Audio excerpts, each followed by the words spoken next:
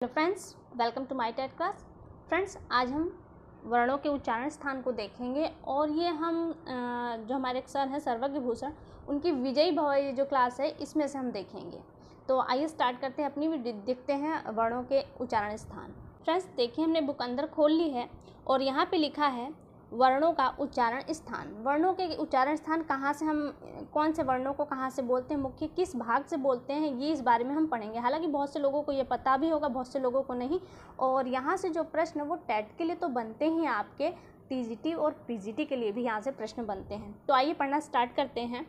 उच्चारण स्थान, मुख के जिस भाग से जिस वर्ण का उच्चारण किया जाता है वही उस वर्ण का उच्चारण स्थान कहलाता है। यानी कि किसी वर्ण को हम कंठ से बोलते हैं उसे कंठ कहेंगे, मूर्धा से बोलते हैं तो मूर्धा कहेंगे, इसी तरह से। तो देखिए 3 कॉलम बना है, सूत्र लिखा है और यहाँ पे सूत्र में कौन कौन से वर्ण गिने गए हैं वो लिखा गया है और उनका उच्चारण स्थान क्या है वो लिखा गया है। तो देखते हैं हम यहाँ से। अकुह विसर्जनीय नाम कंठ, यानी कि अ। देखिए अ के 18 भेद होते हैं, वो 18 भेद। कु से क वर्ग का बोध होता है। तो देखिए यहाँ कु लिखा है, क्यू बराबर यहाँ पे किया गया है क वर्ग, और क वर्ग में क ख ग घ अंग आएंगे, प्लस किया है ह। फिर देखिए ह, तो यहाँ पे देखिए आपका ह भी लिखा है, और विसर्ग यानी कि विसर्गीय, जिसे हम इस तरह से बनाते हैं। तो इन वर्णों का जो उच्चारण स्थान होगा वो हमारा होगा कंठ। तो इस तरह से कितने वर्ण आएंगे, तो देखिए अ आके 18 वर्ग, क वर्ग के 5 आ जाएंगे, ह आ जाएगा और एक आपका विसर्ग आ जाएगा, जिसे हम कंठ से उच्चरित करते हैं। और इसे पढ़ेंगे कैसे, इसे पढ़ेंगे अकुह विसर्जनीय नाम कंठ। अ कु, क में 5 वर्ग, ह और विसर्ग, ये बहुवचनांत हो जाएगा, इसलिए यहाँ पे षष्ठी का बहुवचन यूज हुआ है और इसे कहा गया है अकुह विसर्जनीय नाम कंठ, यानी कि इन वर्णों को हम कंठ से उच्चरित करेंगे। अगला आ जाता है इचु यशानाम तालु। अब देखिए यहाँ पे ई के 18 भेद आ जाते हैं। देखिए यहाँ पे लिखा है ई के 18 भेद। फिर आ जाता है चू यानी कि च वर्ग। च वर्ग में आपका आ जाएगा च, छ, ज, झ, ञ।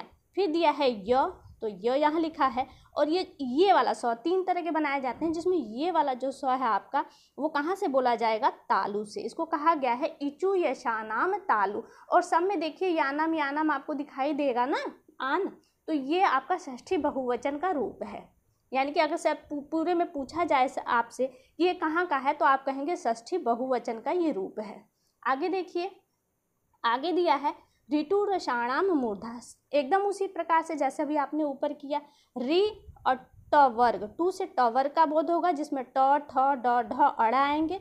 फिर आपका दिया है र, तो ये आपका र आ गया। और ये वाला सौ जो है, ये वाले सौ का हम मूर्धा से उच्चरित करते हैं, तो क्या हो जाएगा आपका ऋतु रसाणाम मूर्धा। ये कहाँ से उच्चरित होंगे, मूर्धा से। आगे है ऋतु लसानाम दंता। देखिए हिंदी में जब हम पढ़ते हैं तो वहाँ पे हमको इस तरह का री नहीं मिलता, लेकिन जब आप महेश्वर सूत्र पढ़ते हैं तो आपको इस तरह का री पढ़ने को मिलता है। और यहाँ पे री के 12 प्रकार होते हैं। क्यों? क्योंकि री का दीर्घ नहीं होता, इसलिए री के केवल 12 प्रकार ही माने जाते हैं। और इस ली के 12 प्रकार, अतु से त वर्ग यानी कि त, थ, द, ध, न।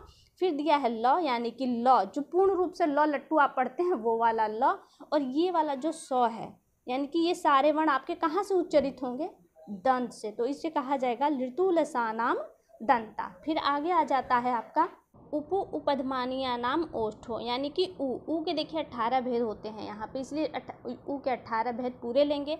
अब पू से प वर्ग का बोध होगा, तो प, फ, ब, भ, म प वर्ग में आ जाएंगे। अब यहाँ कह रहा उपधमानीय नाम, ऊ के 18 भेद हैं, प वर्ग है, लेकिन फिर जो उपधमानीय है यानी कि प और फ के पहले जो हम अर्ध विसर्ग लगाते हैं, इन वर्णों का उच्चारण आपका ओष्ठ से होगा, तो इसे हम पढ़ेंगे उपु उपधमानीय नाम ओष्ठो।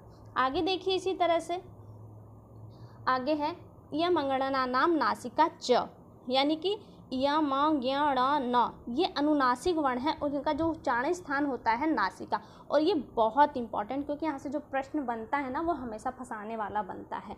यहाँ से प्रश्न क्या करेगा, आपसे बोल देगा कि य आपको दे देगा, पूछेगा इसका उच्चारण स्थान क्या है। तो देखिए इसका उच्चारण स्थान आपको यहाँ पे दे तो दिया है नासिका, लेकिन इसका एक और उच्चारण स्थान होता है। क्या होता है, देखिए यहाँ पे च, छ, ज, झ, ञ यहाँ भी दिया है, और ञ का उच्चारण स्थान यहाँ पे तालु दिया है। और जबकि यहाँ पे कह रहा है ञ का उच्चारण स्थान क्या है आपका, नासिका। इस वजह से इसके 2 उच्चारण स्थान हो जाते हैं, यानी कि नासिका और आपका तालु दोनों हो जाएंगे। तो यहाँ से जब आपसे पूछेगा कि इया मंगणना नाम, ये यानी कि इन पांचों वर्णों के इया मंगण इन पांचों वर्णों के उच्चारण स्थान पूछेंगे तो आप तो नासिका तो बताएंगे ही, प्लस ये जिस वर्ग के हैं ना अपने वर्ग के उच्चारण स्थान को भी बोध कराएंगे। तो यहाँ ये इम्पोर्टेंट हो जाता है। फिर आ जाता है ए दे तो कंठ तालु, यानी कि जो ए है और ये ए है, इनका उच्चारण स्थान कंठ और तालु से होता है, यानी कि दो स्थानों से इनका उच्चारण स्थान होता है। अगला आ जाता है ओ दो तो कंठ ओष्ठम, ओ दो तो यानी कि ओ और औ, इन दो वर्णों का, अब यहाँ पे देखिए द्विवचनांत दिए हैं लास्ट में, क्योंकि इस यहाँ पे दो दो वर्णों का ही केवल बोध हो रहा है। तो ये कहाँ से उच्चरित होते हैं? कंठ और ओष्ठ से ये दोनों वर्ण उच्चरित होते हैं, तो इसे कहते हैं ओ दो तो कंठोष्टम। फिर आगे आ जाता है वकारस्य दंतोष्ठम, वह एक ऐसा व्यंजन वर्ण है जो अकेले होते हुए भी दो स्थानों को घेरता है। तो क्या है इसका जो व का उच्चारण स्थान होता है दंत और ओष्ठ दोनों होता है, यानी कि इन दोनों को बिना जोड़े हम व का उच्चारण स्थान नहीं कर सकते। अगला आ जाता है हमारा जिह्वा मूल्यस्य जिह्वा मूल, यानी कि जिह्वा मूल्य जो वर्ण होते हैं, जिह्वा मूल कौन कौन से वर्ण होते हैं? जिन वर्णों क और ख के आगे, इन दो वर्णों के आगे जब हम अर्ध विसर्ग लगाते हैं तो ये हमारे जिह्वा मूल कहलाते हैं, और इनका उच्चारण स्थान जिह्वा मूल से होता है, यानी कि जिह्वा की जो मूली है, जड़ है, वहाँ से होता है, इसलिए इन वर्णों के उच्चारण को हम जिह्वा मूल कहते हैं। और अगला आ जाता है हमारा नासिका अनुस्वारस्य, यानी कि जो अनुस्वार है, हम कोई शब्द लिखते हैं, अंक लिखते हैं, तो उसके ऊपर एक बिंदी लगा देते हैं ना, तो यही बिंदी यहाँ पे देखिए दिया है ना, यही अनुस्वार कहलाता है, और इस अनुस्वार का उच्चारण स्थान नासिका है। तो यहाँ से आप देख सकते हैं आपको 11 सूत्र दिए गए हैं इनको पढ़ने के लिए। आगे के दिया गया है उच्चारण स्थान और प्रयत्न को अष्टाध्यायी के सूत्रों में नहीं बताया गया है, यानी कि अभी जो आप सूत्र पढ़ रहे हैं ना, ये अष्टाध्यायी में पठित नहीं है, अपितु पाणिनि शिक्षा आदि ग्रंथों में उच्चारण स्थान 8 प्रकार के माने गए हैं, और उन्हीं 8 प्रकारों से इन सूत्रों को बताया गया है। अब एक कारिका दी गई है, ये देखिए, जो पाणिनि शिक्षा के पेज नंबर 13 पे दी गई है। अष्टो स्थानानि वर्णानाम उरकंठ शिरस्तथा जिह्वा मूलम च दंतश्च नासिकोष्ठ च तालुच, यानी कि वर्णों के उर, कंठ, मूर्धा, जिह्वा मूल, दंत, नासिका, ओष्ठ और तालु से ये 8 उच्चारण स्थान है। तो एक बार फिर से हम इनके सूत्रों को देख लेते हैं। ये देखिए दिया है अकुह विसर्जनीय नाम कंठ, यहाँ भी लिखा है इचु यशानाम तालु, ऋटुरसाणाम मूर्धा, ऋतुलसानाम दंता, उपपद्मानिया नाम ओष्ठो, यमंगणना नाम नासिका च। इस पे ध्यान देना है आपको। ए दे तो कंठ तालु, ओ दो तो कंठोष्ठम, वकारस्य दंतोष्ठम, जिह्वा मूल्यस्य जिह्वा मूलम, नासिका अनुस्वारस्य। तो फ्रेंड्स ये वर्णों का उच्चारण स्थान समाप्त हुआ। आपको वीडियो कैसी लगी एक बार कमेंट करके हमें ज़रूर बताएं। अगली वीडियो में आपसे फिर मुलाकात होगी, तब तक के लिए नमस्कार।